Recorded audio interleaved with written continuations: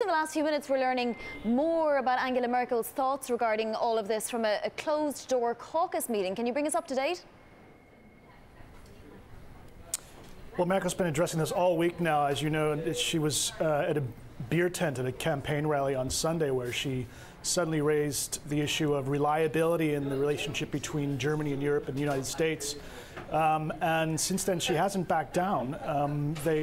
She doubled down yesterday, said the same thing, and today at a press conference with Indian Prime Minister Narendra Modi, she called India a reliable partner and addressed this once again, saying that transatlantic relations are important, but there are other relationships too.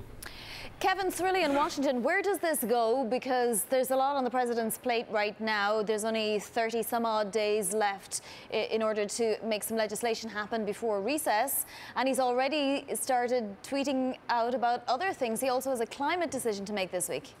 Yes, absolutely, on the Paris Accord. And of course, he's tweeted that he's going to make that decision sometime later this week. Well, Vani, let's take a step back, though, with the relationship with German Chancellor Angela Merkel. We all remember during the campaign trail when they had a war of words. But then we also remember when Chancellor Merkel visited the White House and seemingly had a reset, so to speak, of the tense relationship between President Trump and Chancellor Merkel. But then this past week, on that foreign trip, it seemingly they took a step back, as evidenced by the new report of the Chancellor and the comments that she made to lawmakers. Look, I don't think, Vani, that we can bypass the notion that former President Barack Obama was speaking on foreign soil in Germany during the president's first foreign trip. I can tell you that the sources that I speak with inside the White House, as well as within President Trump's political orbit here in Washington, were frustrated, to say the least, about that. But I also think in terms of what we saw at the G7, there clearly is a division in terms of the worldview between these global leaders.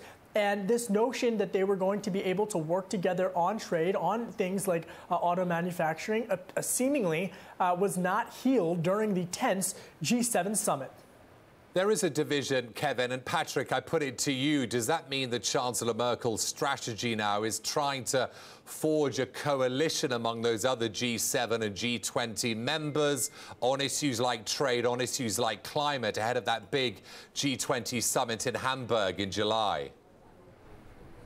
Well, I think at the G7 it's clear that she tried to form a coalition 6 against 1, as everybody's talking about at G7, on whether the U.S. would stay with the Paris Climate Accord.